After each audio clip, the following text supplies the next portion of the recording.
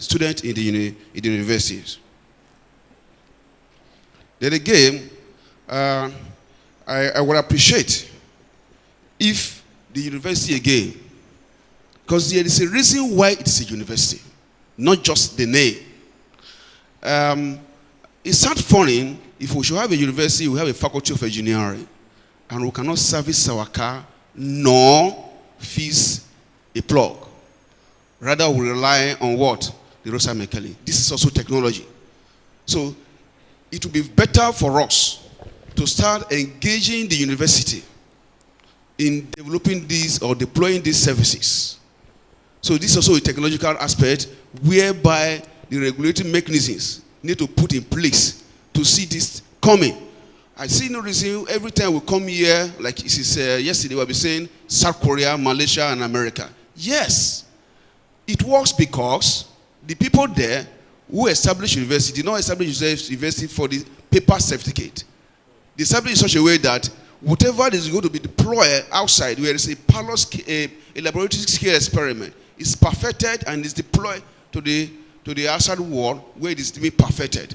And in financing it, this is where the World Bank comes into place. I would want to know from the World Bank, what are the various steps taken to do what? Assess grants in piloting this process. Thank God the Intel have told us that they can finance some research process in the university that can keep all the government, the system going. The technology we are talking about today did not just start today. It started with some group of people. And like our daddy said, having what? Indigenous solution to indigenous problems. It's not every time we should be relying on Western solutions. Among us here, we can see then what is that particular to us in this ecosystem that we don't need to rely on over there. We come together in a strong synergy, I think we can make it. Thank you very much. Thank you, sir. I think while we take answers to that question, if we can just write our questions on a sheet of paper, and please, if we can keep it as short as possible. There's a question for the Ministry of Education. Ma, I don't know if you want to respond to it. There's a question for Dr. Adekola, and I think there's also a question for Intel. So while we take the answers to the question, if you can just write down on a sheet of paper, you will walk around and collect them. So we can take the questions at once. Thank you, sir. Dr. Adekola. Yeah, thank you very much. I think there are 2 or 3 different issues, but I think I want to first address the one in which how do you make our graduates more employable, and of course to try to look to the issue of that there is need to increase the finance base of the economy. I think first about the economy, it should be clear to us that what will grow the economy is non-oil. I mean, it's very, very clear. So, because part of it is that what Nigeria has been experiencing is oil-based growth. If you remove oil from everything we do in Nigeria, then you will know we are not growing. So I think all of us, the young people nowadays, they should be able to start thinking. And that's why I said, to me, if it's ICT, how can ICT improve agric? How can ICT improve health services? How can ICT, because ICT is not only about education, how can ICT improve research, evidence-based research? I mean, if we don't start doing that, the issue is that many of the private sector, they need research, they need evidence-based, and if you cannot respond to it, they take it to where they will be. I mean, there is no big companies in the world that research is the backbone. Because if they don't do research, they will not be able to get. So we have to first think about non-oil growth to increase, because there is enough for more resources to come into the economy. Then the second one is what I know is that I think the type of people we graduate today, I always surprised. Because for those of us in the World Bank, for every student that come out from any university, it should be able, the university should be able to tell us, where are your students when they are finished? And if somebody is finishing this June, they must belong to these 5 categories of people. 1, those that finish and they don't want to start job on their own. Those that finish, that they are looking for jobs and they've got jobs. Those that finish, that need more training, I've seen medical doctors who are now baking bread and baking. That is okay, they finish this degree in this university, but they need more training to align themselves. I read medicine because my parents want me to read medicine. Engineering, because that one has finished the day you finish the university. You have satisfied your parents. The next one is your passion. What do you need to be able to do this? So that is the third one. Some of these students, even when they get first class 2-1, they need training and expertise and experience to be able to do things. We have to help them. The fourth one, those ones that they finish but they didn't do well. You can't have third class in a university. Thank God they've removed past degree. And you'll be able to do something in this society because those people. So we have to identify those ones. What can we do to them so that we just don't push them out of the university and you say they are not getting jobs when first class are not getting jobs.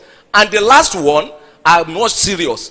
They don't even know what they want to do in life. So you have these 5. So if you have 100 graduates that is finishing your university, can you tell me what percentage belongs to all these 5? So that you can, when they now leave your university, you can now know what you are looking for. And those who have graduated, I think we need more data, more information, so that we can respond to some of this. And on that too, you must have a very strong alumni. If you say you have a university 10, 20 years, when all those people are, how many of your students are they employing themselves?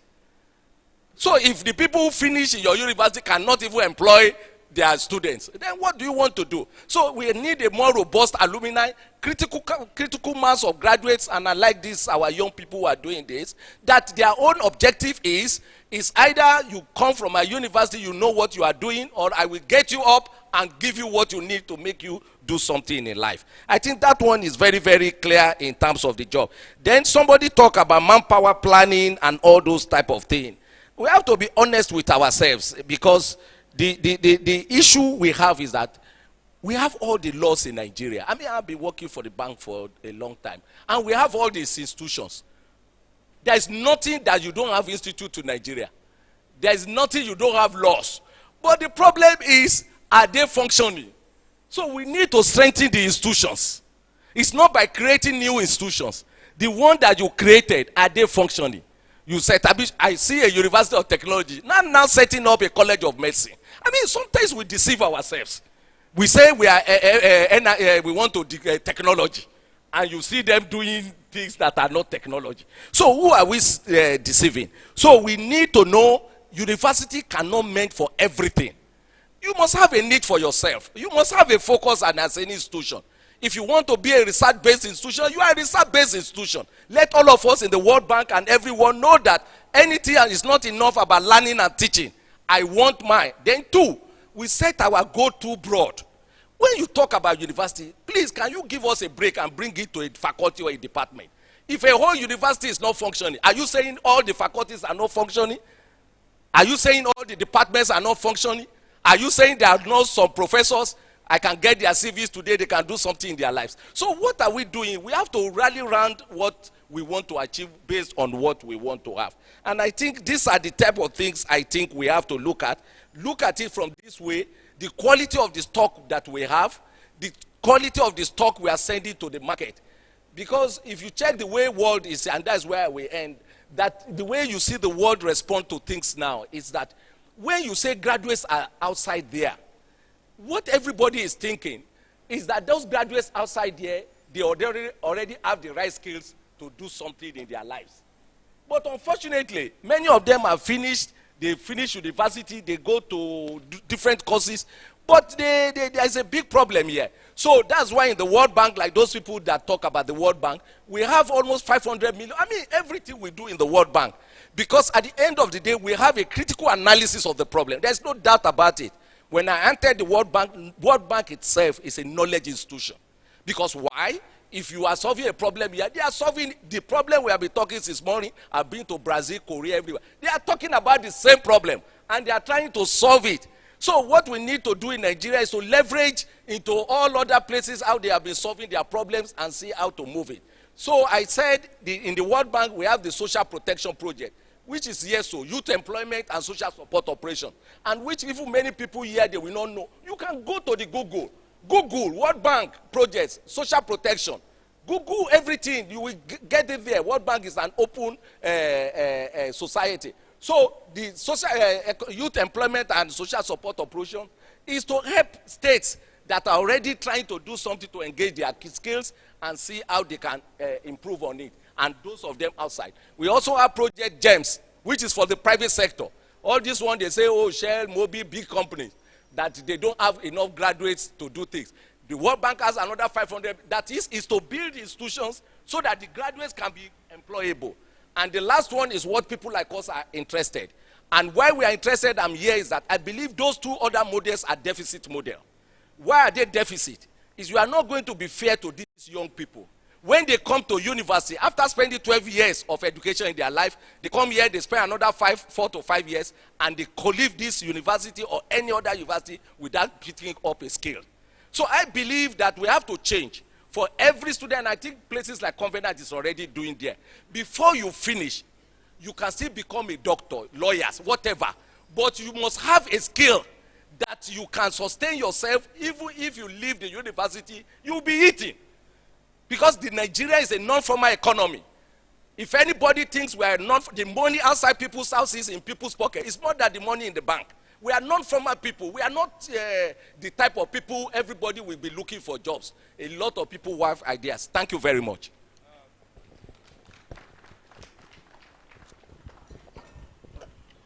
Thank you very much, Dr. Adekola. I'm sure with the level of passion that is shown to Nigeria's problem, the future is very bright for us. I have some questions here written down. One is to Mr. Ikundare directly.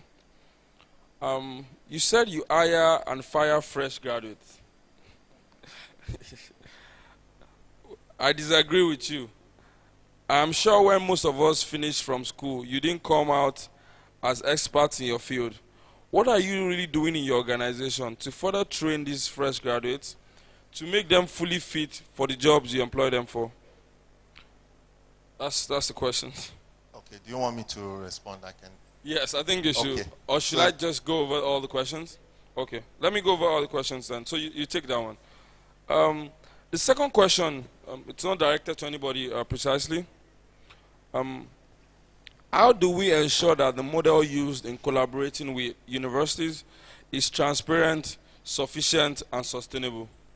I guess based on the co-shared collaboration that has been one of the key highlights of this conference, the person wants to know how do you do this in a transparent and sustainable manner? I think Charles, you take that question.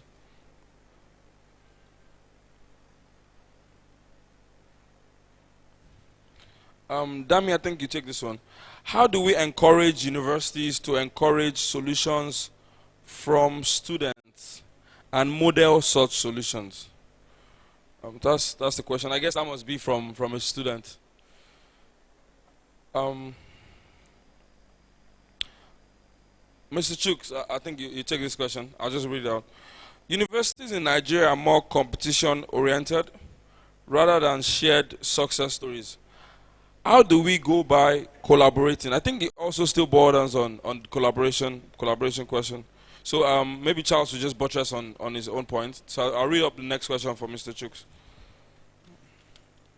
Well, this question is so long. It's to Miss Dr. Adekola again. Let me look for a short one first. Sorry.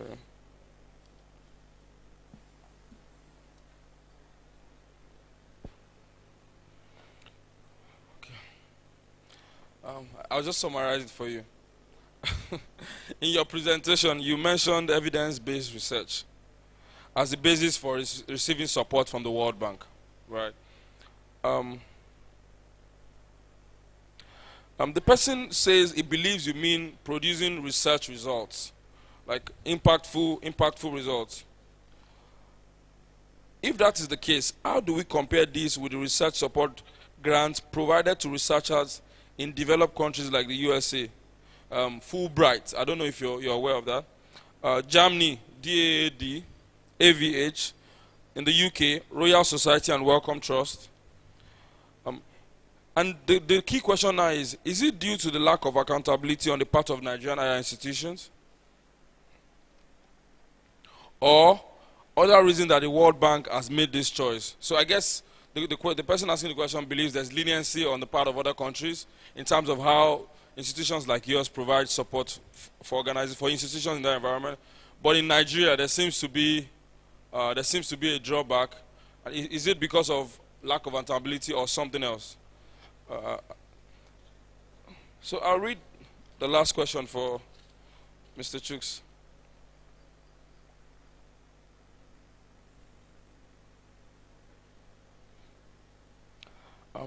How can we access support for our institutions? Some of it is bordering on finance again, right? I think finance eats up the room. And some of it is also bordering on technology. So, Mr. Chooks, maybe you answer the question on how do you get technology support for your institution? Then I guess when Dr. Adekola talks on finance, he will make it clear on how to access finance. So I think we'll take Mr. Olubumi Ekundare first. Okay, thank you very much. I think I have the easiest question to answer. And, you know, I think the person that wrote that question didn't hear me properly or misunderstood what I said. What I said was when we hire, within 1 year, we're already thinking to let go. I didn't say I hire and fire graduates. If for anything else, Intel has a very robust system in supporting employees. And by way of information, some of these are not even fresh graduates. Some of the people that we have issues with are not fresh graduates. They are people who have been in the industry who still cannot have or do not have the capacity to really function at the kind of pace that we function as an organization. Let me also say that we have a very robust system in terms of training our staff. We have an internship program, and I'm happy to say that I have had at least two interns from Covenant University, and they've been among the best in terms of understanding our processes, understanding what we do as a company, being able to relate that to what we do in this environment. Because when people hear about Intel, they think it's just about the microchip, but it's a lot more than that.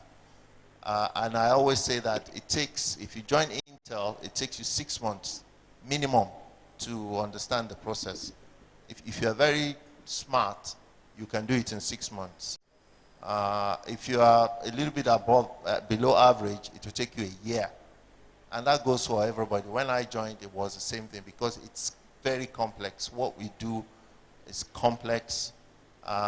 You need to be able to relate the technology that we produce with the reason why we're supporting education, the reason why we're supporting healthcare, the reason why we're interested in transport, the reason why we want to digitize universities.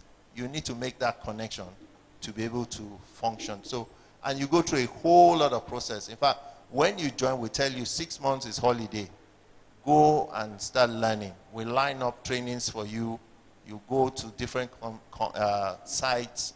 You go and learn. If you're an engineer, you go to factories and go and understand the process and all that. So we have a very, very robust system. What we're also trying to do is also take it a step further and be able to hire fresh graduates, because our internship is really for those who are still in the university. Now we want to take it further and say, if you're a fresh graduate, we will take you on. And our policy is usually once you work for Intel, there's always that door that is open for you to come back and join us as a permanent staff. It's a deliberate policy because we know that you will have gone through our process, you will understand the way we work, and so when you are back, it's easy for you to fit into the process. So we don't hire and fire. We build up and we understand the complexities of that. Thank you. Thank you very much. Mr. Charles? Please let me know if you need me to reiterate the question. You're basically talking about transparency, correct? Yes, transparency. So I think the way we would approach it, I would say, is, full engagement. We are very transparent about how we put the solution together and how we, discuss it with you. So, and we're going to carry the school through the entire, process. We will sit down with you. We will understand what your own needs are. We will understand what your peculiar requirements are. We will look at the offerings that are available. And you will actually be in the process of, picking exactly, what you want. Do you want the classroom, the future-ready classroom? Do you want the future-ready student? Do you want the print hubs? Whatever it is, we will sit with you and you will select. Then in terms of even the scope and the size of what you want, we will also sit with you to determine that. So it's actually, a lot of the information will be coming from you. And based on that, we will put together a technical and commercial proposal which rolls down to the numbers. And again, we will sit down with you again and we will discuss it. We understand that you might also have other decision makers in the chain.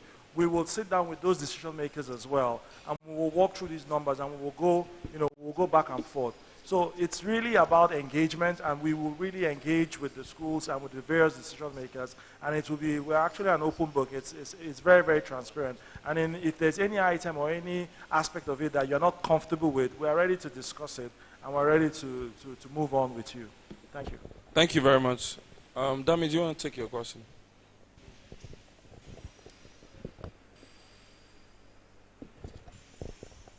Hello. All right, basically the person wanted to find out how universities can encourage students in terms of the solutions that they also develop. This basically there's a relationship that needs to develop between universities and the graduates that they churn out. So after I left Ibadan, how many years ago, there's not been any direct communication. So most alumni that are founded by the students who now say, let's give back. So the universities themselves should be able to find a way of creating channels. So when you're in university, they organize career fairs for you. They bring companies. So you are placed in a company and you get a job via the company. You believe you owe your university. They are part of your life. So when you have solutions like that, the university will also encourage, and it's like a platform that you develop and you now build. You have a database of people that have graduated from the university. They're able to tell you what they are doing, where they are, have a social community. All right? So there's a whole lot of work outside of this, which is why I think even Future Ready can now even extend outside of the university. Where are the graduates? Where are the people that are working in every... We all went to universities in Nigeria. Are we going to send our children to the same university that we left? But I asked that question, a lot of us will say no, because are those universities capable of teaching our children to be ready for the future they're going to live in? So I think there's a relationship that needs to now develop after the university has ended. And I don't think any university is doing that at the moment. This is fantastic what Covenant has done here, but such relationships needs to extend. So when I finish, I have graduated, you need to keep in contact with me as a university. I also need to keep in contact, and then we need to keep in contact with each other, the people that have graduated from that university. Thank you very much, Damilola. Mr. Chooks.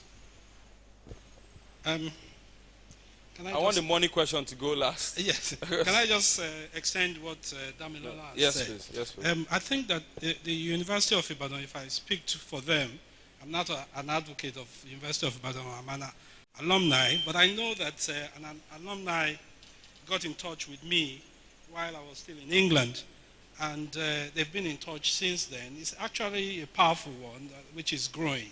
I think you might need to access that. You'll find that there's a University of Ibadan Alumni Association that is growing. So is Unilag, as a matter of fact. But we need to go out there and seek it. Now, that dovetails into what I want to say regarding technology support. In 2014, I think, the Federal Ministry of Education actually brought out a document, almost 50-page document that emphasized that by the next couple of years, every school from primary to university must have an ICT lab, and ICT based, and it's compulsory, and there are punitive measures if they don't do that. So if we access Ministry of Education, I'm sure you will find support for this from there, and the people from the Federal Ministry of Education, I think, can shed more light on this. If you're a state institution, the government of each state also provides some form of support. But unlike everything in Nigeria, we don't tend to advertise this to the people. And we are also very relaxed. We don't go out and seek it. So it is there, and, and it goes back to the federal government or to the state at the end of the budget year. So it's always very good to be proactive and to seek these things rather than come to conferences to hear about them. There's need for us to be proactive, to look for where finances are. If you then go beyond Nigeria and also look at DFID, I think, they also provide funding for technological development and data analysis, and so on and so forth. If you want a list of them, you can see me after the panel discussion, and we'll go through them. Thank you. Thank you very much, Chuks Ofoluwe. So we'll take the last money question, but I think it's important I note before Dr. Adekola speaks that the next conversation we're going to have, which will not take more than 15-20 minutes, I can see everyone here is tired, we need to get some rest, will be with students. We've been having conversations with a number of professionals and a number of industry leaders on different issues. I think it's high time we also talk to students. Maybe we've been assuming a lot.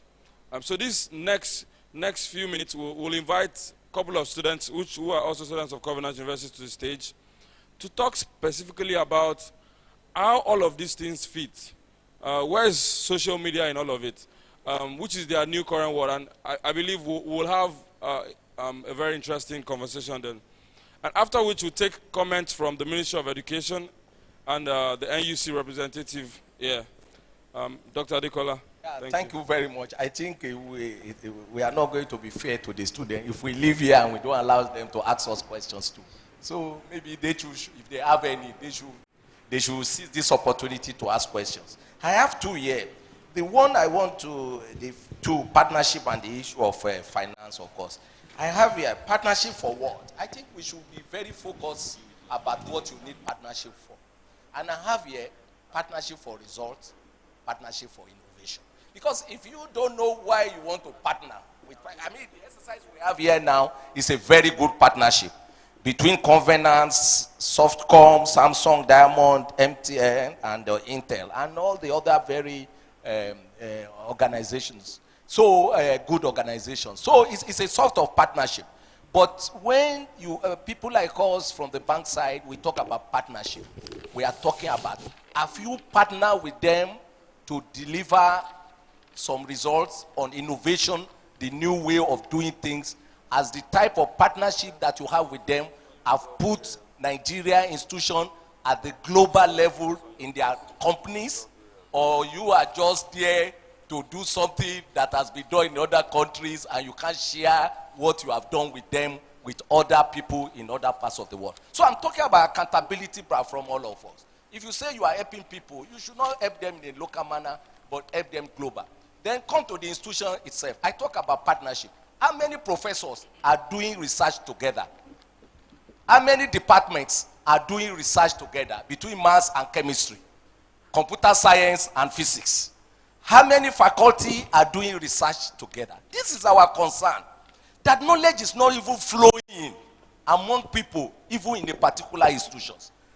And we need to change this round. Some people are having difficult to do some research, maybe because they want to do some analysis. And you are in the same university, you have guru in mathematics, computer science, who can do simulation and get this done. So the point I'm trying to say is that when you are talking about partnership, you are talking about partnership between equals, in which you see how do you work together to focus on some results that is measurable. Then, of course, you can extend it to partnership between institutions.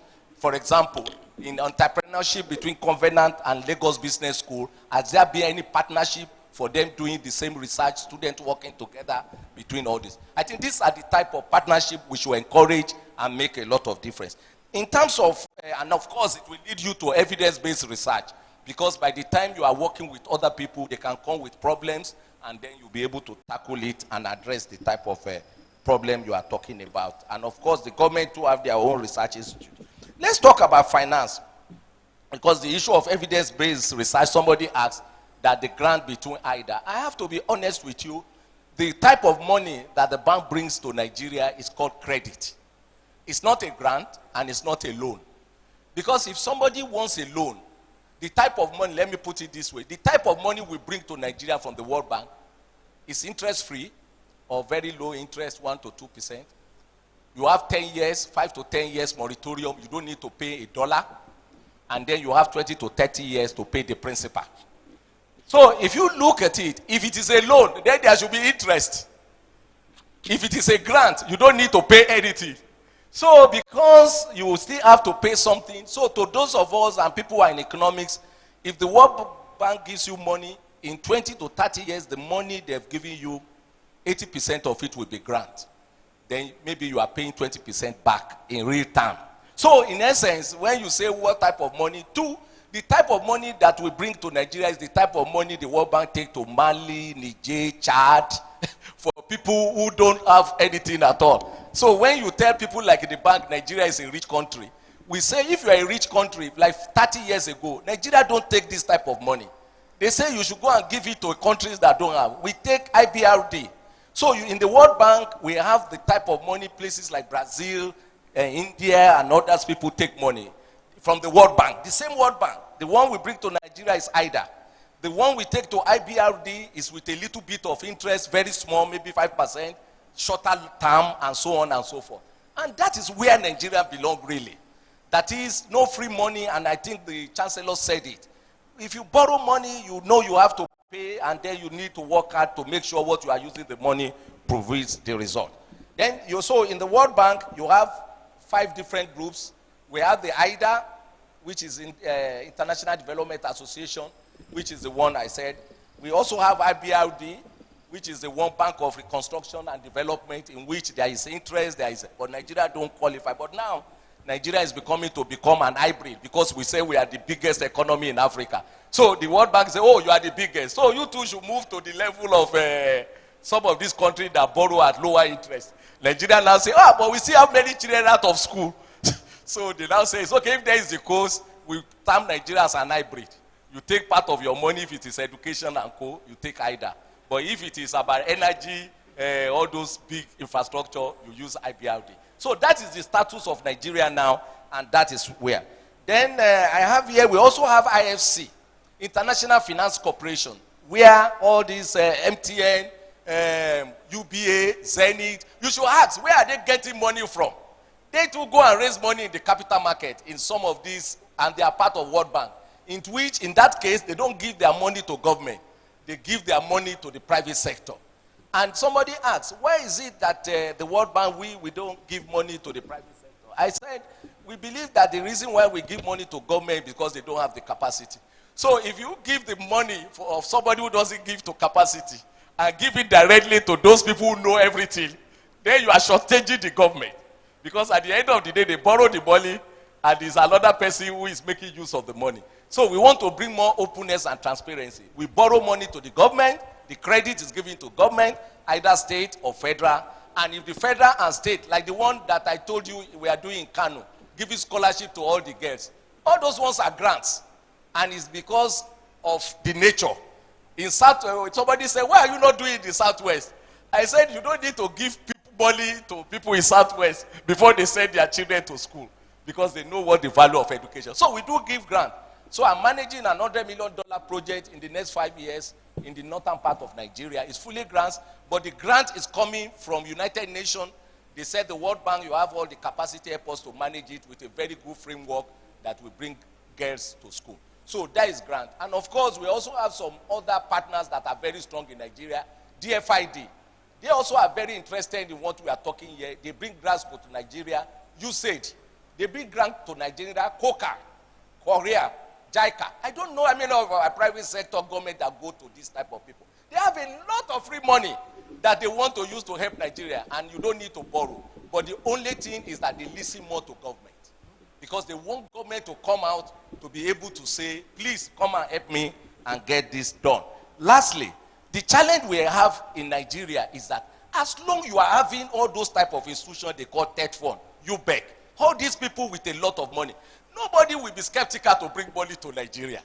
Because if the budget of UBEC every year is $400 million, TED fund, $700 million, they will now say, why can't they use, is it not your own money?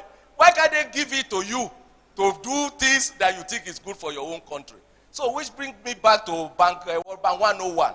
If you have your own money and you can't deliver for your own people, the feeling all over the world is that once they bring any other money, it might not make a noticeable difference. But for people like us that will argue for Nigeria, we have to make case for Nigeria, because Nigeria is like for example, we say it clearly, there's no difference between Borno and Chad and Niger. If you say Nigeria is rich and you are leaving Borno, Sokoto and all these people, then Nigeria will be worse off. So those are the type of argument people like. We don't say Nigeria has money. We say yes, Nigeria has money, but we know where all the money goes. But there are some parts of Nigeria, even if they are not corrupt, the money in those places cannot bring their children to school. So, and we believe all this problem we have in the north is because of inequity in the society. As long you have a society in which some people cannot go to school and they cannot stay in school just because they don't have food to eat, I think this society is not going to be equitable. So the World Bank thinks we need, and that's why you see every time I talk about government. Because even if I'm a private sector too, and that's what I always tell, sometimes they tell me, they say there is a private sector in Nigeria, private sector. I say, listen, give me a break. What we have in Nigeria is private arm of government. Because at the end of the day, the private sector too always live for government. And the issue we are having is that let private sector be private, and let government work with them and make themselves accountable. That for every dime you give us in the World Bank, for any partnership I have with MTN, with Intel, with Softcom, and so on, we are going to deliver results. Thank you very much. Thank you very much. Can we give Dr. Adeko a round of applause? It's been a very intense session. Thank you all our panelists. So we'll get off the stage now and we'll immediately transit to talk to some of our students very, very quickly. Then after that, we'll take comments from NUC and the Ministry of Education. Thank you very much. Let me invite Dr. Muyiwa to come and moderate this session. Thank you, sir.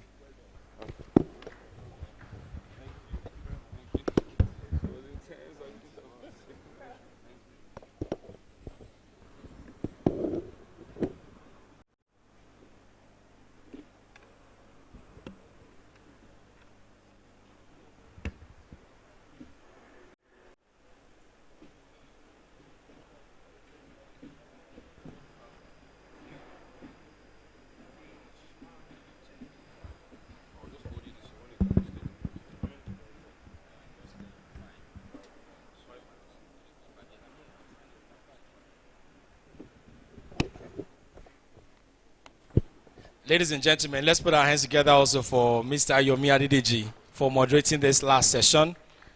Well, we're getting into what I call the final session for this conference. It's the last in terms of intense exchange of knowledge, and is for the students. I'd like to invite my panel discussants. First of all, I'll call on the Dean of Students of Covenant University, the Dean, Student Affairs, Covenant University, Mr. Azubike Zenwoke, to please take his stage. Can we please applaud him? He administers the students, so he knows what he's finding on the internet. What are they saying about you? Mr. Azubike Zenwoke is the Dean of Students, Covenant University. You're welcome, sir.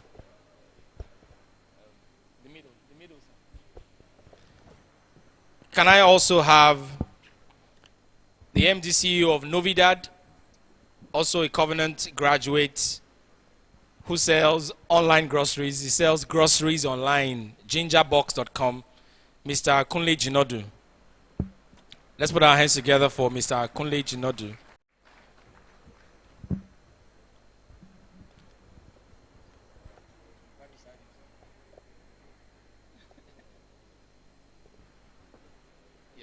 Thank you. I'd like to invite 3 students from Covenant.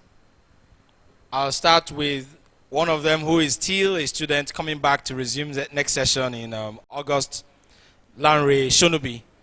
Lanre Shonubi has been managing the social media handles since this conference started.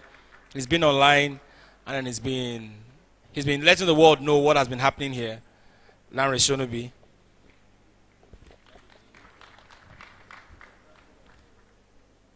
I'd like to also invite Tomi Odunlami to join. Tomi is a graduating student to be graduating from Covenant in the next few days. He'll be graduating from Covenant University in the next few days.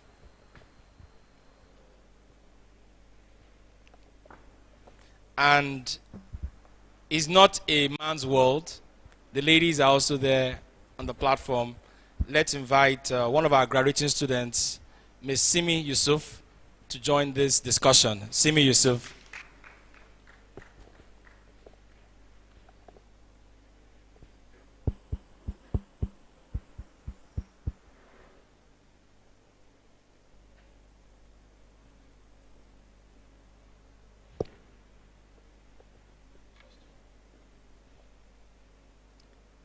All right. Having had all our panel discussants on the platform, I'll give them a minute each to speak to the issues of social learning, social media, and today's students. In all of the sessions we've had in this conference, we've heard people say that the behavior of the student must not be changed, yet the goals of learning must be achieved. But one of the major forces of distraction that we have considered is the social media. And so we have here persons who are managing it. The Dean of Students is here. How do you ensure that you manage your students and they have all of their energies directed at something worthwhile?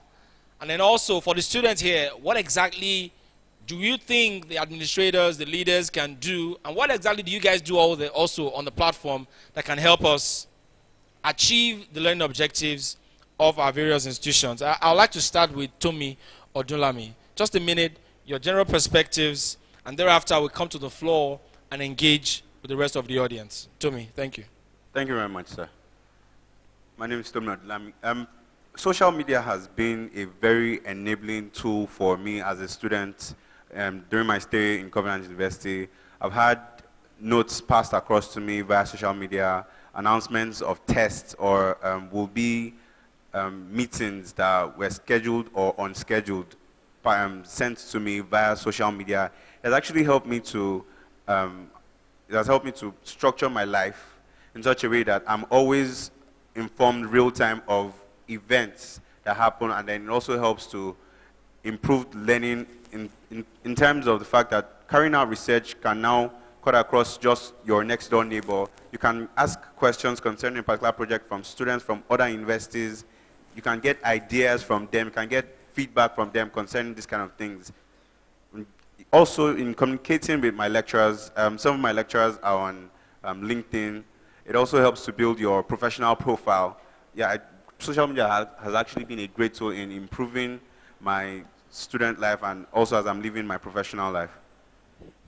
Thank you, Tomi. Larry, you've been helping us to manage the platforms, and recently you helped to make the release of the mobile learning devices in Covenant University the most talked about issue. How did you get to do all of this? My name is Larry Shonubi, and basically I feel like social media is a platform where every student and every lecturer or professor should be on, because the international world is all over the social media, and if they're actually looking for anything that has to do with any school that is trying to make a mark any place, they first go to Google, search for the school basically, and if there are positive replies from there. The school becomes, the school gets a positive remark from the international sector, and I feel like everybody should be on it. And trending it on Twitter was easy because we had like every CU student on social media talking about it, and it became very popular. At that point in time, it was during the elections, and President Buhari was trending, but then we pushed him down, and we're number one in Nigeria. We're trending on Twitter. That was the effort of every CU student, basically. So it was a very good feel because everybody was asking what is happening in Covenant University. So we had to tell them that Covenant University is giving us tabs. And from that way, people started realizing that Covenant University is giving tabs. Why? We don't have tabs in our own school. Do you understand? So they get to tell their own schools that, okay, Covenant University is moving to the future. Where are we? Thank you very much. Thank you, Larry. Thank you very much. Let's hear from Simi. How many channels do you use? What do you use all of these channels for? Okay, I've been very active on social media for the past 10 years. And in these 10 years, I've been a student. And basically, I think social media is what it is today because of the platform it provides. We live in a world today where people feel the need to be connected. People want to be connected. They want to be heard. And that is what social media gives them. That is what social media gives me. That's what keeps me coming back. You would notice that over time, personally, initially I was on Yahoo Messenger, then Facebook came around in 2007. I joined Facebook and then MySpace and all of them. And then you notice that nowadays there's a slow shift from Facebook and MySpace to other platforms like Twitter and Snapchat because those new platforms are more engaging. So that is basically what keeps me coming back. The newest one now that we all know about, Google Hangout and everything, that's what I use personally now. I'm on it. So everything that comes, I jump on it because it is with every platform that comes, it's more engaging, basically. Thank you. Mr. Jinodu, while you were here in Covenant, apparently all of these social media channels were not active, but now most of the things you do, you've engaged the social media to let the world know what you do. As an institution, talking about your own company now, how have you managed to leverage upon social media to get your services out there? Thank you very much. And then your general thoughts. Yeah, good afternoon, everybody. So about 2 years ago, we started an online grocery store where we sell chicken, meat, etc. online. And I mean, one of the important things I'll talk about, and I used to do social media myself at some point, was that you could listen and understand your audience. So in social media, for example, Twitter, we had a software that would try to listen to people's tweets. And when I say listen to people's tweets, I mean the way you write and somebody can read. Like you could just type, I want to eat. And we will get the attention of that person and say, we reply to the person and say, hey, you can actually buy from our site. And people will ignore this, but we got a lot of people buying from us because someone just tweeted and said, hey, I'm trying to go to for example, ShopRite, and there's traffic.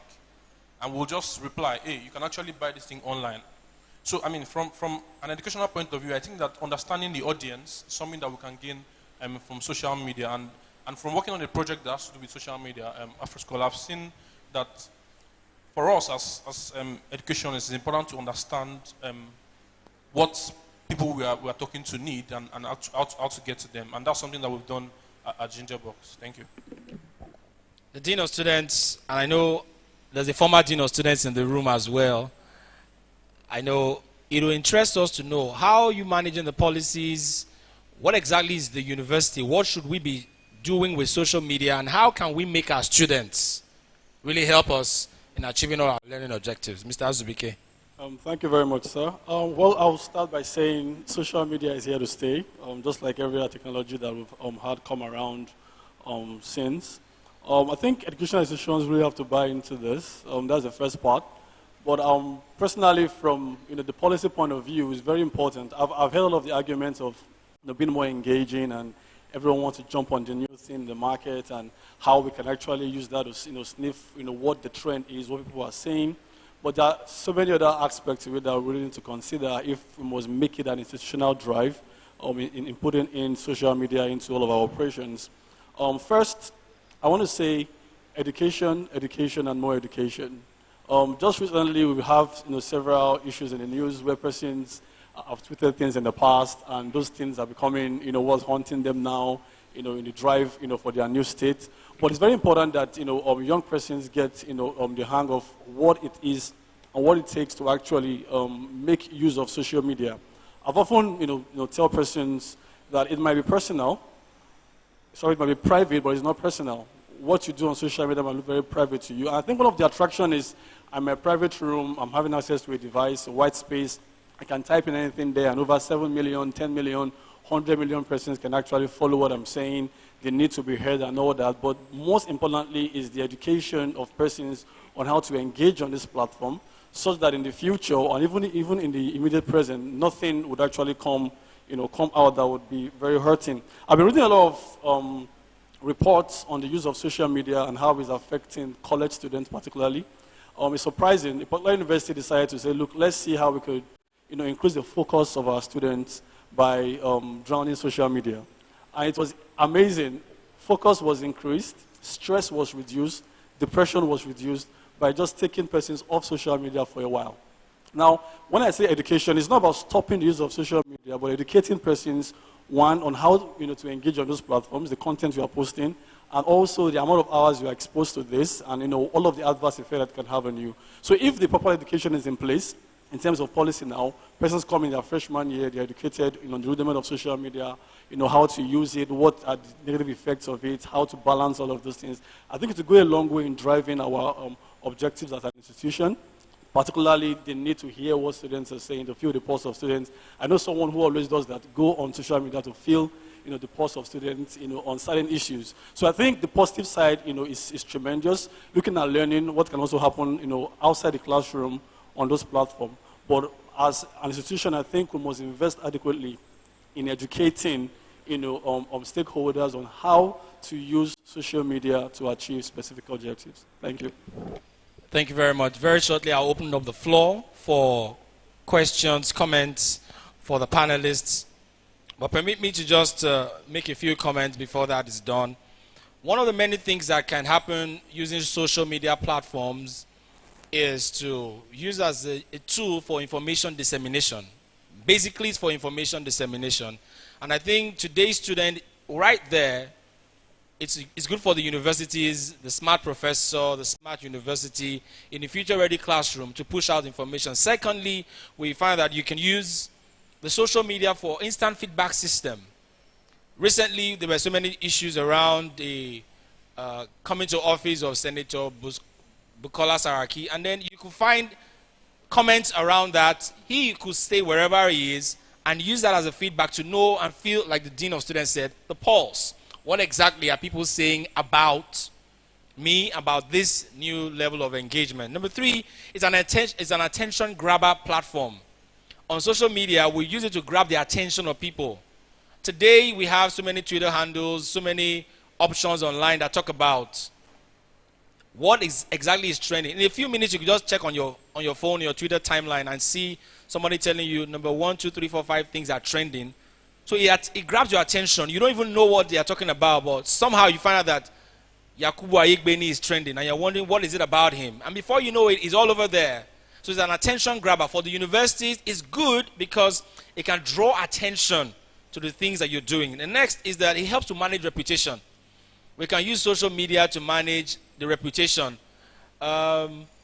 You realize that you can use it to shape the perspective of people about the things happening in your university. A policy has just been released, and many people are reacting to it. You can use that platform, your students, your media department, your media and corporate communication department, to see how you can shape. And finally, for the students and for recruiters, I think social media, for me exactly, when I do a lot of recruitment in the university, I don't see your CV as the final place of your person. I go on Twitter, I go on Google, and I go and search who are the people that are your friends. I mean, when you check Twitter, Twitter talks about follow and unfollow. LinkedIn talks about connect. And then Facebook talks about friend and unfriend. You can friend, someone can be your friend, or you can unfriend someone. So I go around and look out for what exactly are you posting? What exactly are you, what news are you following? What things are you retweeting? What posts are you sharing?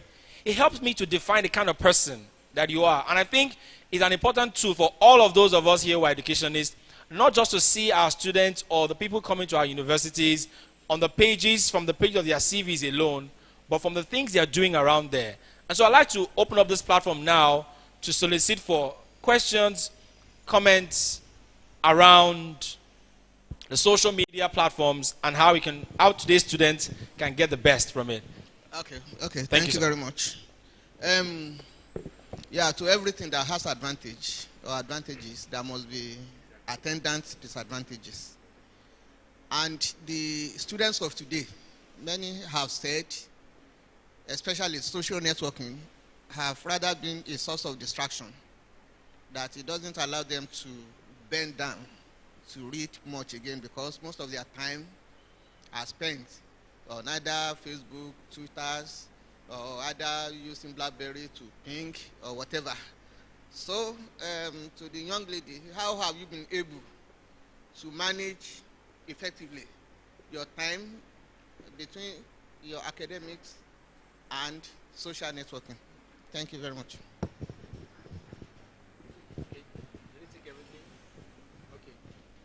All right, let's see me. You can respond to that. Have you been able to balance your academics for you and social media, the force of distraction that it is, and for you still being engaged? Okay, I'd like to say at this point that social media is a wide web of information. You choose what you use your social media for. There are different kinds of people you can follow on social media. Personally, for me, what I do with my Twitter is learn about things that I would normally not even learn about in the classroom. You follow people like, let me mention my dear registrar. He could talk to us. There was 2 days ago or 5 days ago, I was talking about my leadership thoughts. And then I was learning about leadership on this social media platform. So I'd like to say that it depends on the individual. So that's where what the dean said comes in handy.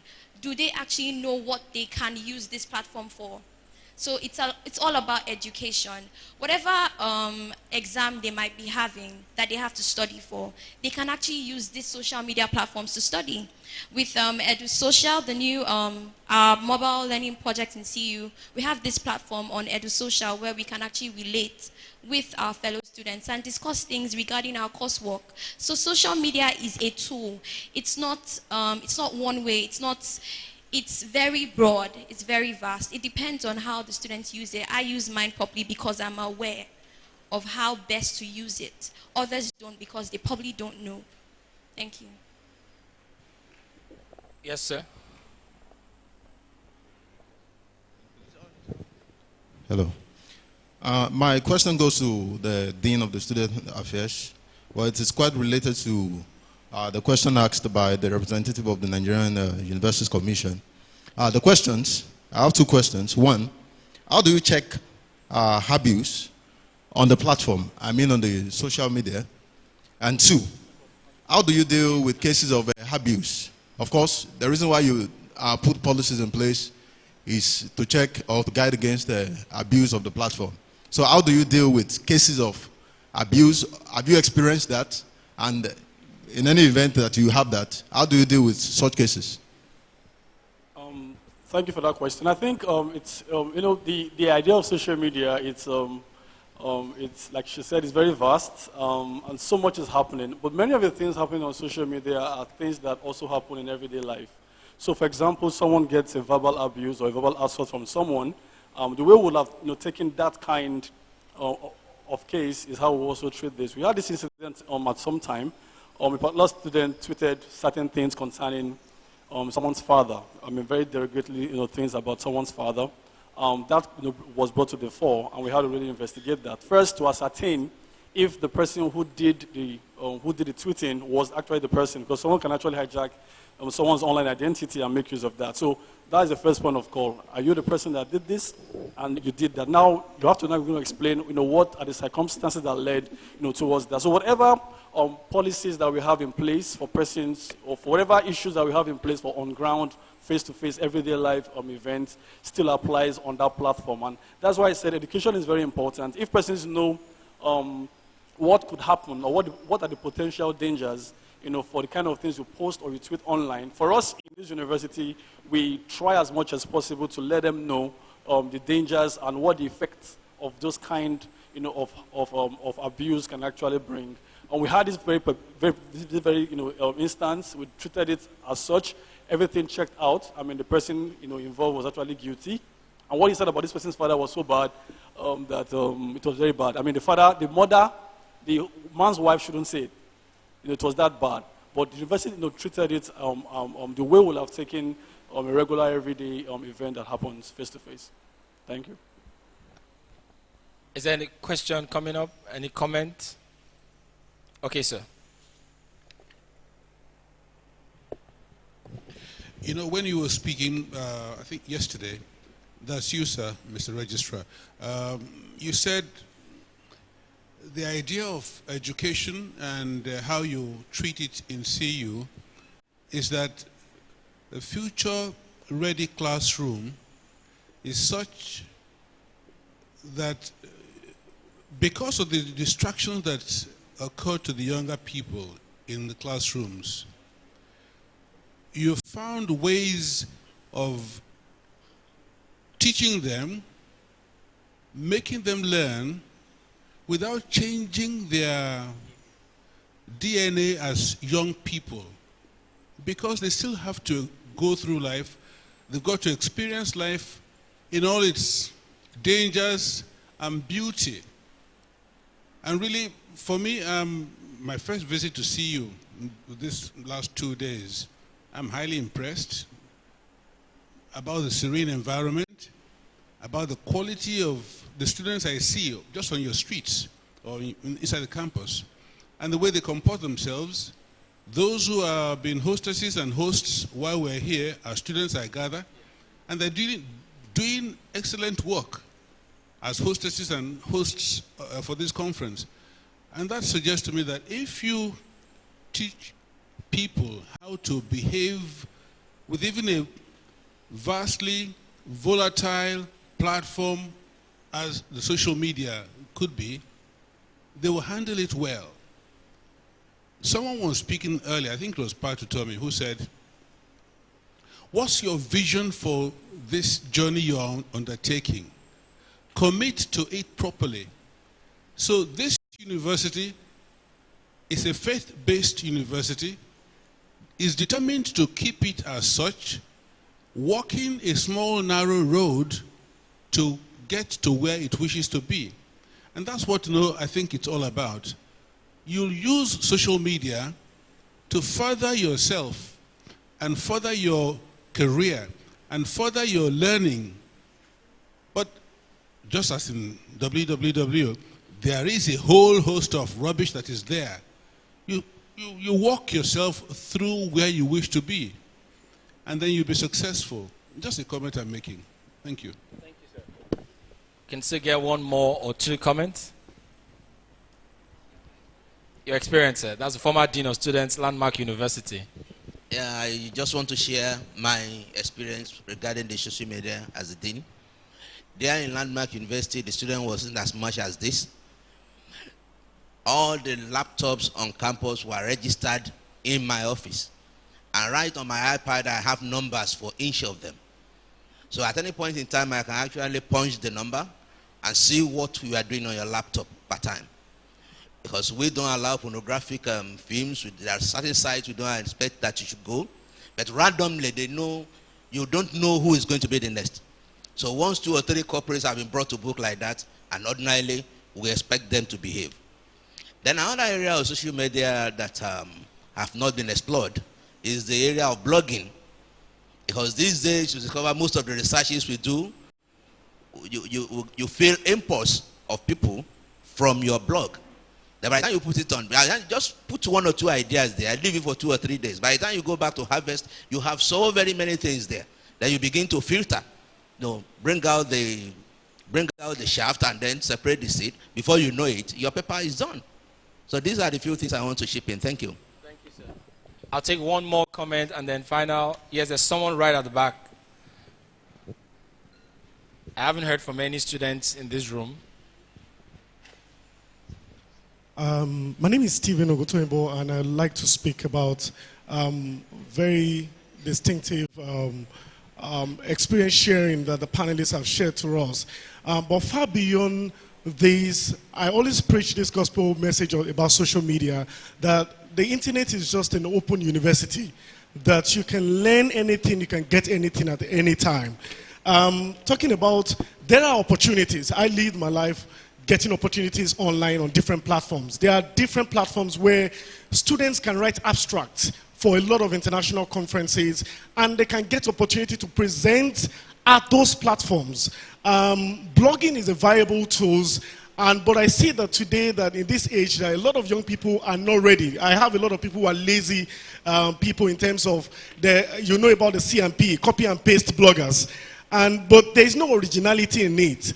But I think that young people should also create that platform for themselves in being original with the content that they create, and the whole world can see it. And I'm talking about researches. There are a whole lot of opportunities. I can mention Ushaidi, youth opportunities. There are a lot of websites that young people can also create opportunity for themselves. We've been hearing the word blogging in time past, but we now have advanced beyond blogging.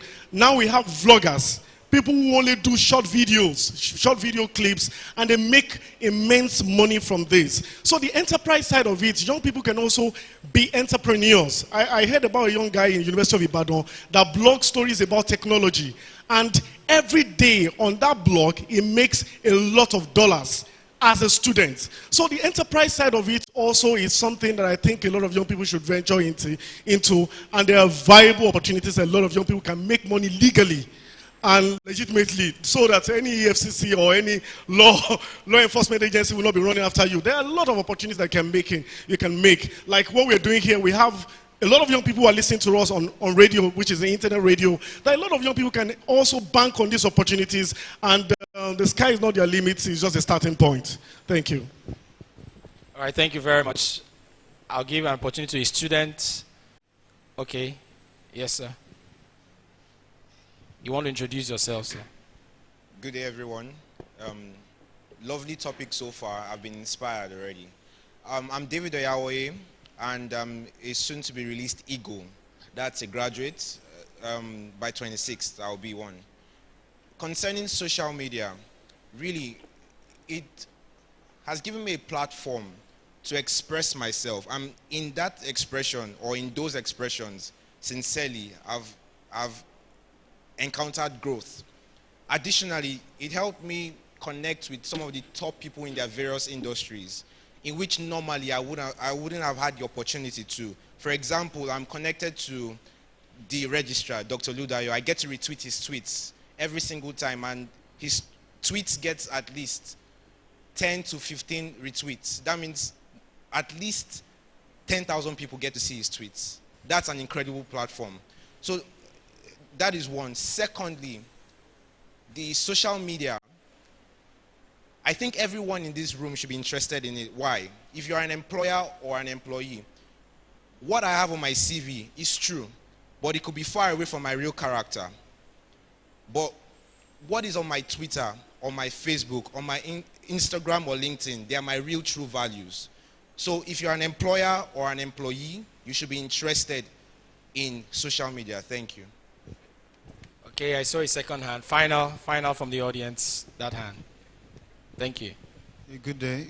My name is Ike Namadu. I'm a soon-to-be released Ego also, and I have a certain view on social media. It's the same as a lot of things in life.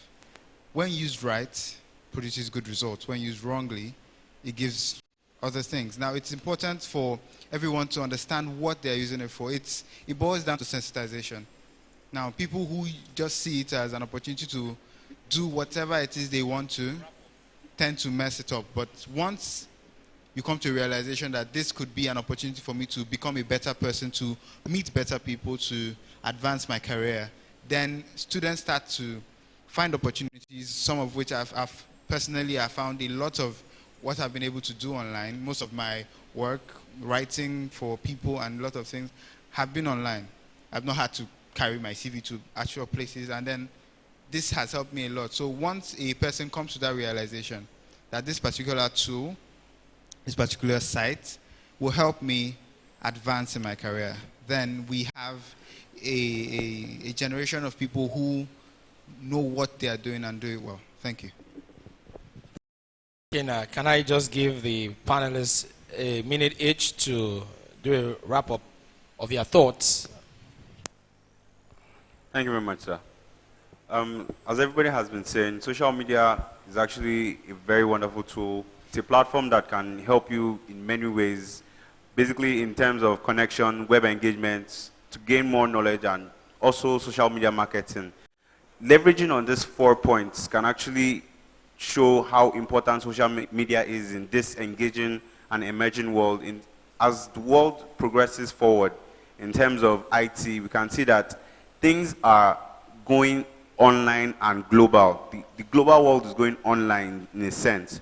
So when you're talking about when you're talking about engaging people actively, you talk about engaging people online, and I believe social media is one of the most effective avenues of getting this done. All right, I'd like to say, in order to help the students know what to get on social media, I think every university should organize a training session to advise the students. There are people who do social media as a profession, like they are social media experts. You could get them to your schools and advise your students on how to use social media to get positive results. So I think that's all I... Okay, so there are two things I'd like to say in closing. The first is, I'd like to use an illustration. If this room is completely dark and you're standing out there by the door and you have light, if you just keep talking about how the room is dark, you have the light in your hand and you're just waving the torchlight in front of the door, it will not have as much effect as if you actually step into that room with your light. We are all worthy role models sitting in this room, but I can bet that just about half, if this is a good audience, just about half of the people here are actually active on social media. This is where the youth spend their time. If you want us, the younger generation, to do good things on social media, I would like to encourage that we go there and produce this good content for us to consume. Nothing works better. I strongly believe in leadership by example. Young people work with what they see. If the dean is telling me to utilize social media platforms better, or spend your time consuming good materials on social media, I can take it, I will ponder on it, I'll probably do it, but it won't have as much effect as if I go through his Twitter timeline and see what he's tweeting. We allow the negative people in the world dominate the social media, and we complain. But we're not really doing anything to put positivity in there. So I'd like to encourage all of us to try to utilize this platform. It's a tool.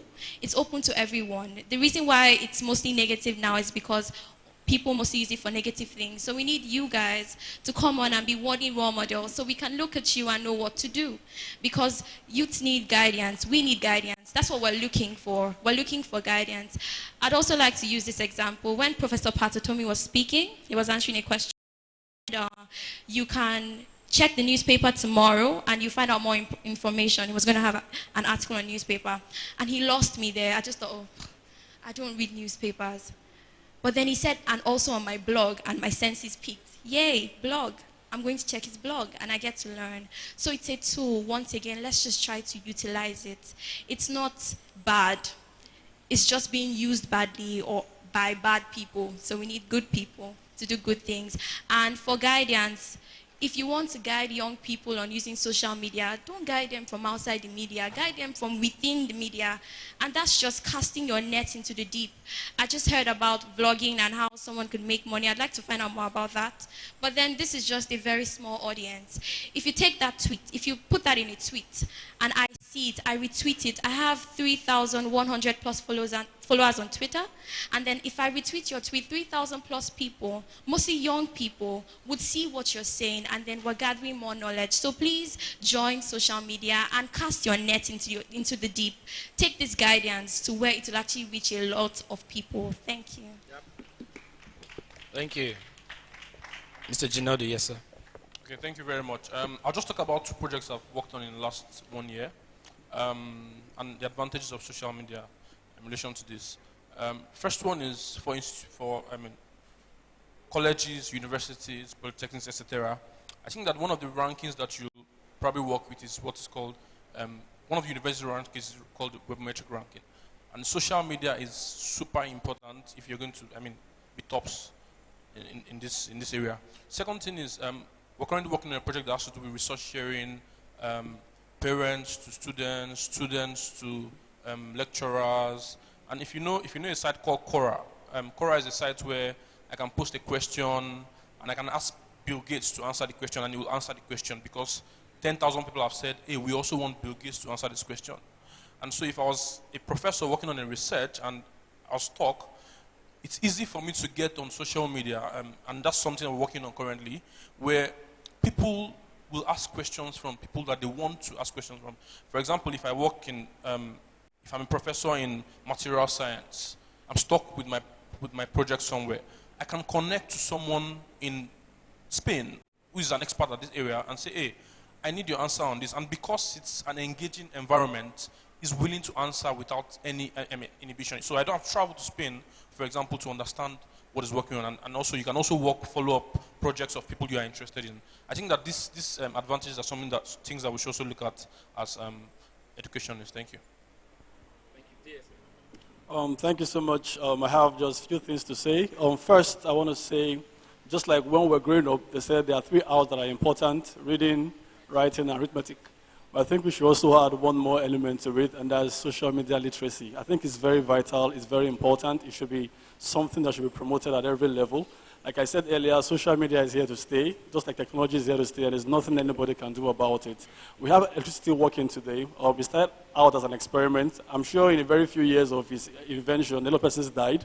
Persons are still dying, but every day, new knowledge is coming out of how best we can make use of electricity. So if social media is that dangerous, it also has very strong potentials to achieve a lot. So what we can do is continue our research. There are several research online now talking about the effect of social media. It's okay, but I think if we have proper education, which will also inform our policies on how best to guide young persons, because these young persons of today, in 30 years' time, will become old also.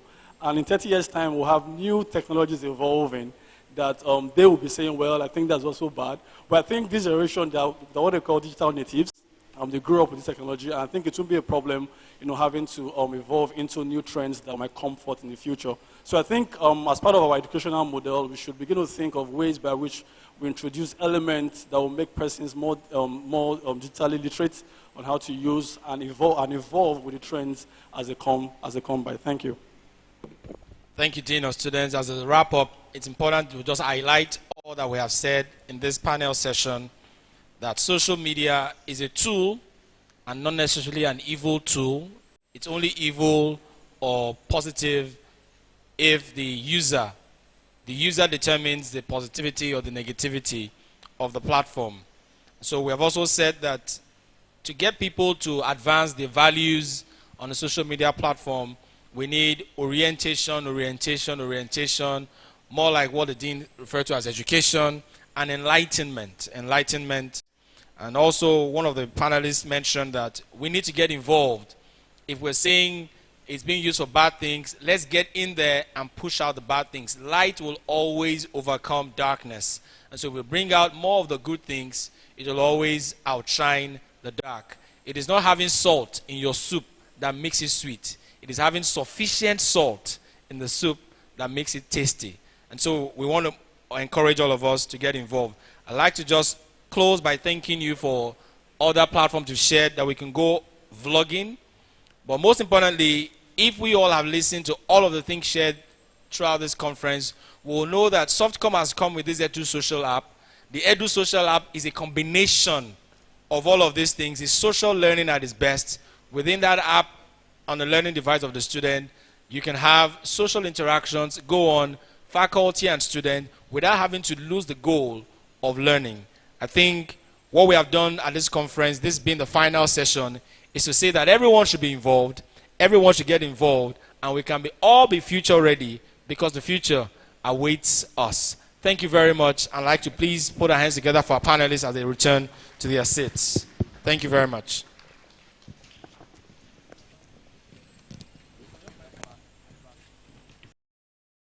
Thank you, sirs, and thank you, ma'am. Distinguished ladies and gentlemen, we have come to a good time. When God created all the animals and all his creations, he put them in what I call their empowering environment. If the fish should leave the sea, it will die. If the plant should leave the ground, it will die. What government does for universities and tertiary institutions is to provide an enabling environment as managed by our agencies. And here today we have two agencies of government, a Ministry of Government and one agency of the government, who will be sharing with us very briefly their thoughts around this conference. Can I please welcome, on your behalf, the representative from the National Universities Commission for his thoughts on this event. A round of applause, please.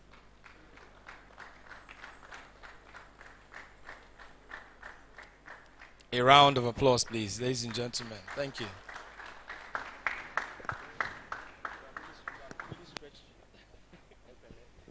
Thank you very much.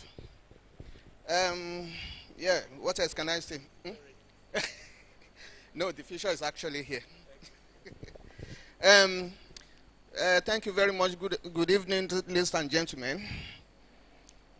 Since yesterday, we've been talking about technology. We are just emerging from industrial age to what we call, if you like, information age. Some people call it knowledge age. Some people call it electronics age. Whatever age it is, we are already there. The vision of NUC remains that we are a regulatory agency that we want to see to the orderly development of Nigeria's university system to produce globally competitive graduates.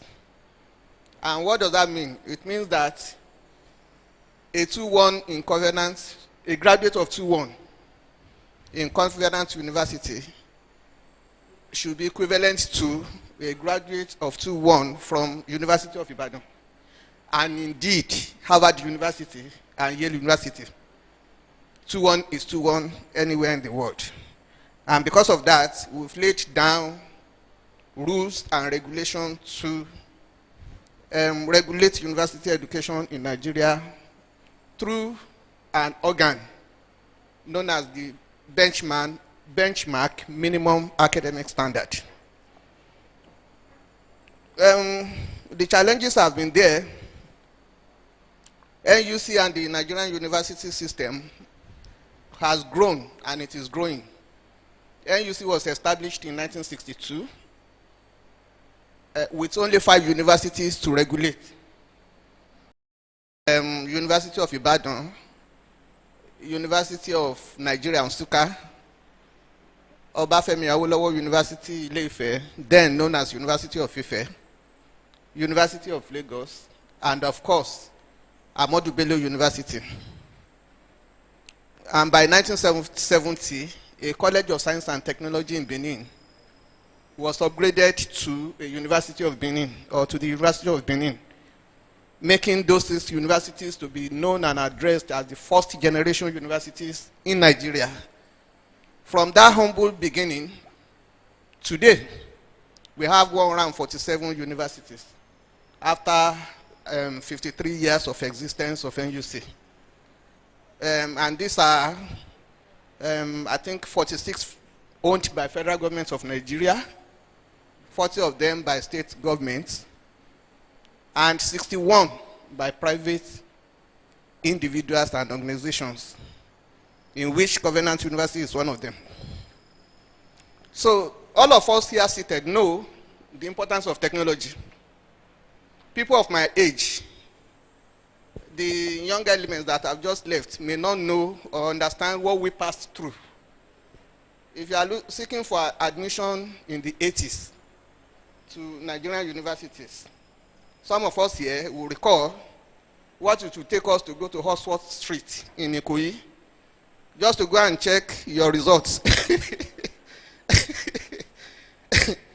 Even to see whether you are even taking or not. But today, with your handset, you can sit at the corridor or the comfort of your room and find out what the situation is. It is the era of e-commerce, like somebody selling grocery has just told us. It is the era of e-education, and primarily that's why we are here. And we are here because we might have known that it is said that information is power. But I want to say further that information is not power. Information becomes power when it is appropriately applied. So, and Dr. Adekola said it the other time, what you know is a matter of time and where. If you know something 10 years ago, if you don't update it, it may no longer be relevant today. So we are here today not because we don't know what technology can do for us, but in what way can we apply those information more effectively. I want to believe that is my understanding of why we are here today. And then you see in terms of technology, we know what technology is all about. As far back as 1988, we came up with something called Management Information System, which later evolved to Nigerian Universities Management Information System to manage, primarily to assist us in carrying out our regulatory functions. Get information instead of papers, flying around, getting information, automating them. And we've been like, that was as far back as 1988. By 1992 rather, NUC relocated from Lagos to Abuja. And our building in Abuja, our secretariat in Abuja, happened to be the first intelligent building in that city. It was made ready, intelligently ready, with the trunking. So by 1997, we were on the superhighway. By 1997, we came up with the idea of domain name registration in partnership with some other organizations anyway, including the Federal Ministry of Information. So from 1997-98, we started using nuc.edu.ng. So we've been moving then by as recent as 2012, we donated 20 electronics whiteboards to 12 universities in Nigeria, 6 states, 6 federal. So what we do in NUC is that when we are abreast of a technology that can help us drive the system, we deploy those technologies to some pilot universities so that other universities, if they see the benefit, can key into it. 2001, we came up with the Nigerian Virtual Library because we realized then that it was becoming difficult for universities to keep up with the currency of books and journals. So what else can we do? We deployed technology so that we can have e-books to the university system. So we understand what technology is all about, and we've been trying to support. That's why I'm very happy to be here. And then NUC will always be there if anybody comes with an idea to help develop the system. So we've been talking about, just yesterday, during the lunchtime, some journalists, in an informal manner, engaged me in some discussion. they were discussing that, is it really true that the education standard is falling in Nigeria? They wanted an answer from me to say yes or no. Of course, I'm a civil servant. I would not answer that kind of question as yes or no. But to me, it's neither here nor there. My contribution was that, okay, it depends on what you are looking at. If what you are looking at is the ability to recount Newton's 3 laws of motion, maybe not. The graduates of today may be found wanting, but I don't know if those journalists are still here. I know that Covenant University was established in 2002, and that makes it less than 13 years after today.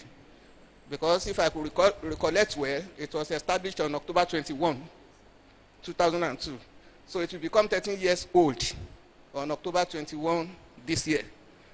And if what we have seen from yesterday, if the graduates of Covenant University have been the ones driving what we have seen since yesterday, so the judgment is left back to them to determine whether the standard is falling or not. So, and maybe we should look back at 25, 30 years back and see what the graduates of 25 to 30 years back could do and what the graduates, as we have seen yesterday, have done. It is not for me to say whether it is falling or not.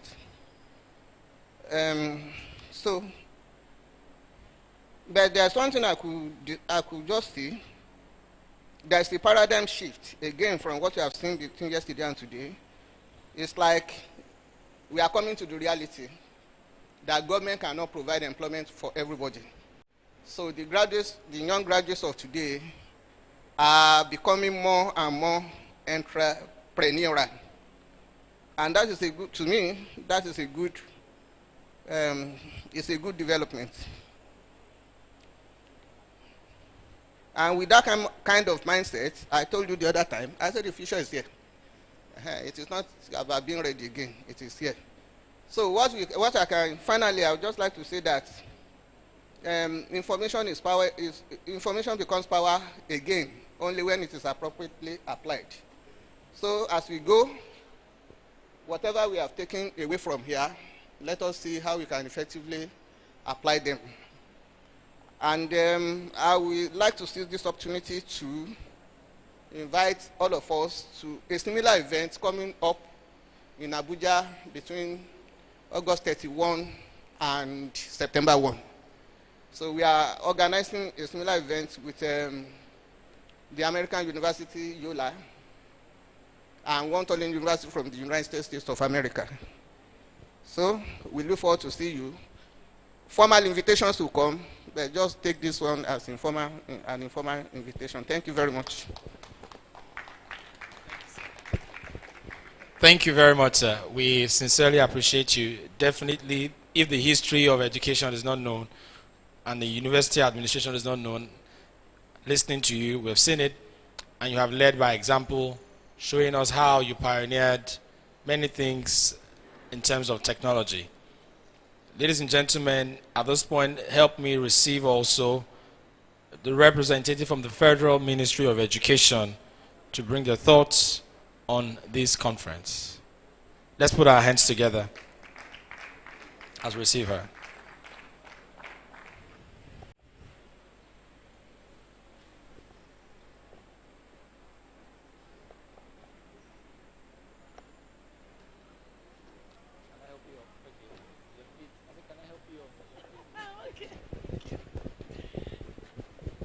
Thank you very much. I actually had I was down, I had a terrible cold that almost prevented me from coming for this event. But when I looked at the lineup of the speakers and I looked again at the lineup of the partners, I felt I had to do everything possible to get here. And I'm so glad that I did. I'm glad for 3 major reasons. One of them is that the presentations and the discussions have been very enlightening. And secondly, my hope for this country is further renewed. I will tell you why. We are privileged from time to time to go out wherever education system is working well. And last year we went to South Korea, and something happened when we got there. One of the people in our team got into an office like this because we went on a study tour and training. And he saw a young lady and he just said, please go and get something for me, because he assumed that lady must have been one of the office assistants or something. And that one now turned around and sent somebody else. And then we were surprised that it was that same, should I call her a little girl, that was the person that was now to train us. And in fact, one of them made a comment that they sent a team down to Nigeria and they were not attended to. And when we tried to find out from one of us, because there was an agency, he said it was just small boys they sent to us. You know, we are used to seeing people that are advanced in age, carrying on events and innovations, in quotes, here in Nigeria. But coming here to see what I'm seeing, I told you my hope again in our nation, Nigeria, is further strengthened. Thank you, Covenant, for doing such a great work. Thank you, Softcom, for doing this kind of event. We are really, really impressed. I speak for me, and I'm sure I speak for a number of people. At least I sat around a few people who are also happy with what they've seen. The third reason why I'm happy is this. Sometimes you find that we go out and we see things happen, and then we come back in here and we just don't know how to make it happen here. For instance, I have always known that the traditional budgeting of government cannot handle the kind of leapfrogging of the system as that we can see, or I can see in my mind. And I have always believed it should be a PPP, we should deploy a PPP option.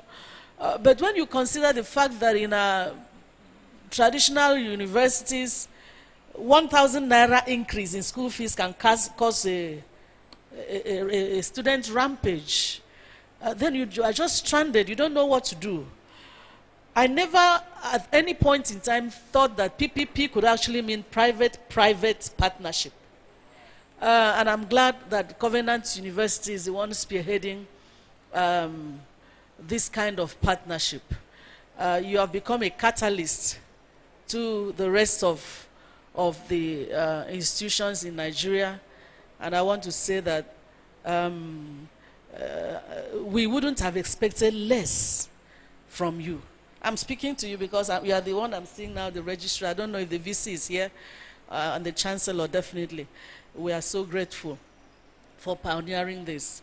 The Federal Ministry of Education has a lot of wonderful policies. In fact, the National Policy on ICT in Education states expressly that, of course, the vision is that education should be ICT for that, and be any path, anywhere, any place, there's one other one, any route learning. So it's there on paper. Everything you are seeing here is there on paper, but you know the weakness of the system has always been implementation. And again, I want to say thank you for making this happen. But that now brings to my mind something really strategic. One of us made a presentation where he said that the students in the private, admitted into the private institutions was just 2%. I mean, with my government mind, you know, government does not think like private sector. With my government mind, I'm thinking of the other 98%. Equity is an issue. So I think we'll organize a conference, a workshop where we'll call you and put our issues on ground and ask you to help us solve it, because of course that's what universities are for. We need to be able to reach out to the 98% that are out there. 4 critical factors in the deployment of ICT in education. Accessibility, of course the connectivity, teacher factor, and content. But I believe strongly that if we don't pay attention to the teacher factor, then we are going to be making a mistake, because you can do the connectivity and do the content and do everything else. If there's no teacher to drive it, it becomes just one of those things. So I think we should focus on teacher training, not just the training of teachers alone, but focus at the pre-teacher training. I've looked around, most of the private institutions don't offer education as a core. And so we're going to produce another generation of teachers that are old school. Because as long as the private institutions who are able to drive this kind of innovation are not offering education, then we are still going back to square one.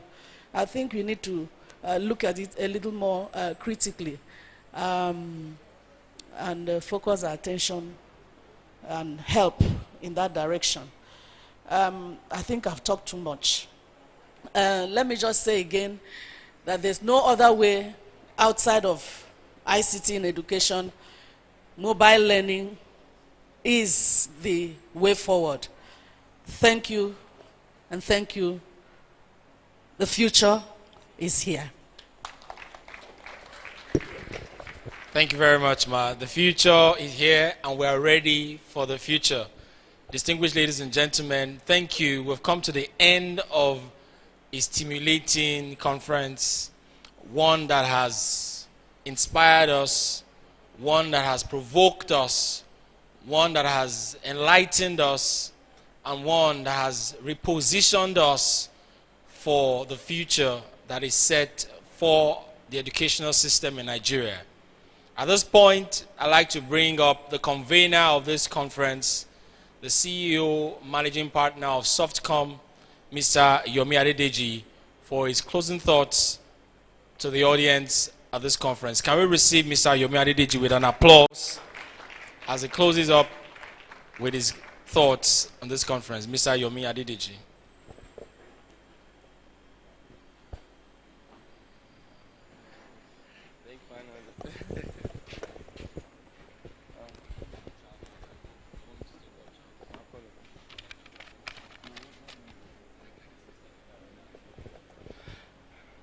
It's been a wonderful experience for all of us at Softcom, and I'm sure I'm also speaking for our partners, Samsung, Diamond Bank, and MTN. We didn't expect it to turn out like this. I mean, we just thought, oh, it's the first time. Are these people going to come? I mean, how do we make them come? I mean, we were just thinking about it, and this has basically elevated us in a lot of ways. And I mean, it's been inspiring. The conversations has been outstanding. Beyond the things we even thought about, we've come to this conference as technology people, as thinkers, and we're leaving with a lot more thought on how we think we should be doing things. We thank everyone that has come from everywhere, from Abuja, from Lokoja, from Ogbara, Ilase, some towns I'm even just hearing it for the first time. We thank everybody so much for being part of this event. Let me close it this way before I invite the Director of Business from Samsung for his closing remarks. It was just a simple thought around the real truth is to do quality technology for universities. It's expensive. How do you do it?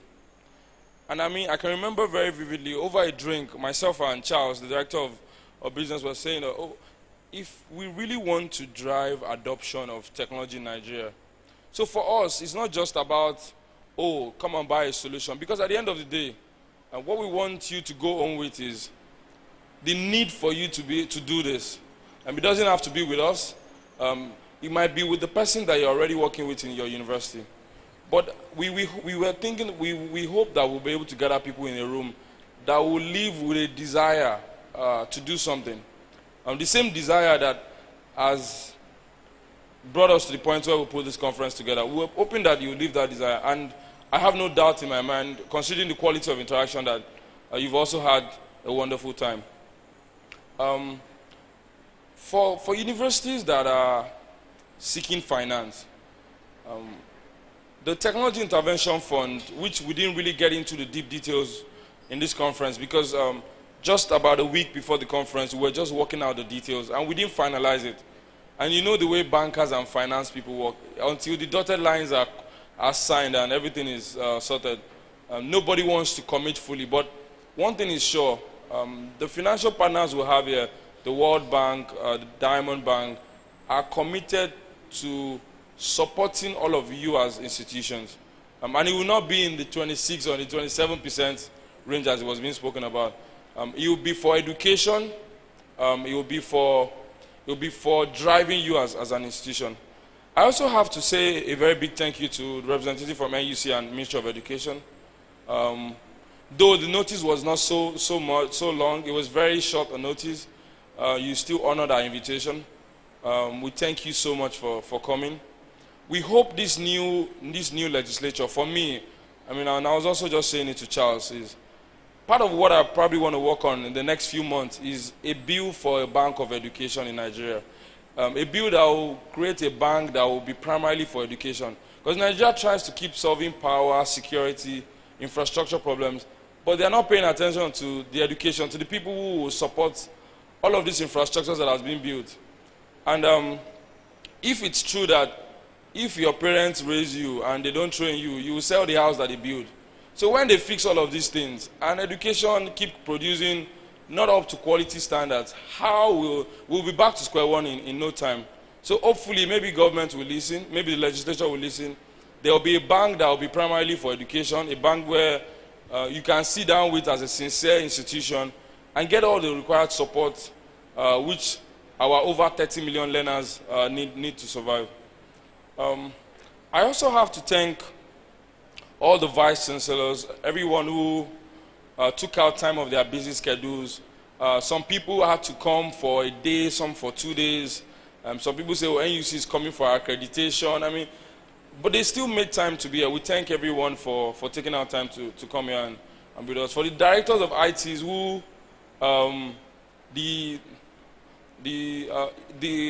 everything falls upon to guide our vice chancellors, to guide these institutions on the need to think about technology as a real enabler for improving education service delivery. We also thank you. We hope you've been inspired. The Future Ready University Conference website, which is futurereadyuniversity.com, will be open. We'll continue to put up the content that was all in this conference. We'll also send you all of the materials that was used. We'll also continue to put on a lot of information that can help you guide yourself as you think about automating your environment. So please always keep your breast abreast of this website. Always check it. We're looking forward to 2016. We've had a number of universities indicate interest to host the 2016 event. We would judiciously select who the next host will be. And we hope before then, we'll probably even be seeing solutions from universities. That's my own hope, that in the next edition, we want vice chancellors to come and tell us about something that they've developed in their own environment. which is changing learning outcomes, which is changing learning experience, and at the end also good for our Nigerian economy. Thanks everyone. The press for coming, for those that have stayed from the first day till now. We thank every one of you for being part of this. For all the people that have made this possible, our event managers, D58, Kes, everybody who has been filament, everybody who has been part of making this a success, I thank every one of you. I'd like to invite Charles Oje for his closing remarks. I look forward to seeing everybody again next year. I'm sure some people will see in a couple of months, in a couple of days. And I wish everyone a safe travel back to their various destinations. After this, we'll have a small photo session, please, if you don't mind, in the Experience Center. And for some universities that had not had the opportunity to go through it, I'll be ready to take everybody through the sessions. And hopefully you can leave with as much knowledge and inspiration for your universities. Thank you very much. Yeah, thank you, Yomi. On behalf of Samsung Electronics West Africa, and also on behalf of our other, if I may say, future-ready partners, Covenant University, Softcom, MTN, Diamond Bank, we really want to extend our sincere and deep appreciation for everyone that has taken our time, to come here. Our dear Vice Chancellors, our colleagues from the Ministry of Education, from the NUC, everyone that has participated in this event. I want to also extend a big thank you to my colleagues that came with me all the way from Lagos. I want to also extend big thank you to the people that have been working on the background, all the volunteers, all the students from Covenant University. I want to say a big thank you to the engineers back there for all the good work they've been doing to ensure that all the systems have been working. And I want to say that this is not the end. This is just the beginning. And we look forward to continue this relationship with you, the dialogue with you, and we also look forward to the Future Ready University Conference for 2016. So I want to say a big thank you, travel safe, and God bless you all. Thank you. Nigeria hasn't always justified the faith of its people, but there comes a time when you are pushed to the wall and there's nowhere to go but up. If we just decide in our hearts that we want to believe in Nigeria and we want to take steps every day to make